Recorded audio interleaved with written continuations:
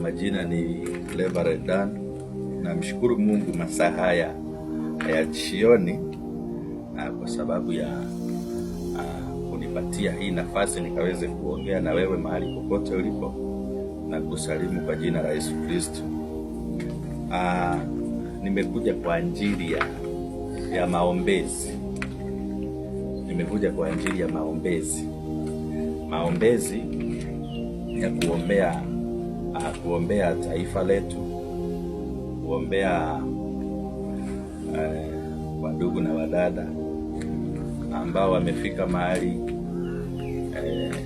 wakakata tamaa kwa sababu ya mambo ambayo wanapitia. Kwa hiyo maombezi ni kitu ambayo iko katika Biblia.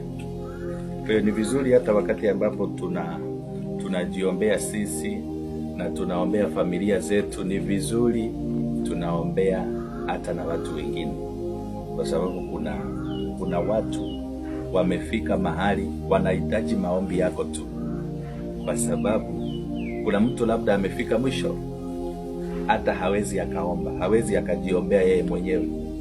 Kuna mtu amesukumwa na maisha, amesukumwa na mambo mazito, hata hawezi akajiombea. Kwa hiyo huyo mtu anakuhitaji, anahitaji maombi yako. Labda ni mtu ako mahali ni mgonjwa, labda ni mtu ako mahali watoto wake wamefukuzwa kwa sababu ya school fees. Kuna mambo magumu watu wanapitia na wanakuhitaji wewe. Kwa hivyo ni vizuri ujizoeshe kuwa ukiombea watu. Ombea taifa letu, ombea viongozi, ombea wale ambao wako katika ndoa, ombea wanabiashara, ombea hata wale ambao wanafanya kazi katika barabara, ombea watu. Na tutasoma katika kitabu cha Timothée wa kwanza chapter 2 verse 1, tusikia ya kwamba maombi ni kitu ambacho kinahitajika sana. Basi kabla ya mambo yote, nataka dua na sala na maombezi na shukrani zifanyike kwa ajili ya watu wote. Kwa hivyo ni vizuri hata wakati ambapo unapojiombea, wakati ambapo uko na mambo magumu, it doesn't matter uko na mambo mangapi ambayo ni mazito katika maisha yako, lakini ni vizuri wakati hata unajiombea, kumbuka watu wale ambao wanapitia matatizo kama ulio nayo. Labda ni kukosa mtoto, labda ni kukosa kazi, labda ni ndoa iko na shida. Ombea hata wale watu wengine, mwambie Mungu awakumbuke watu wake. Endelea. Kwa ajili ya wafalme na wote wenye mamlaka. Kwa hivyo ni vizuri hata kuombea viongozi, na ninajua watu wengi hawaombeangi viongozi, wanasahau.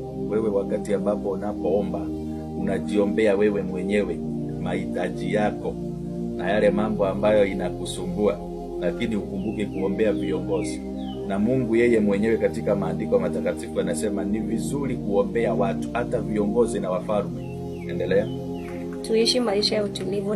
Tuishi maisha ya utulivu na amani. Kwa hivyo wakati ambapo unaomba, unajua hata katika ploti zingine, huko katika ploti, na hiyo ploti unapata ya kwamba haina amani. Kuna ploti zingine hazinanga amani, unapata ni vurugu tu katika ploti.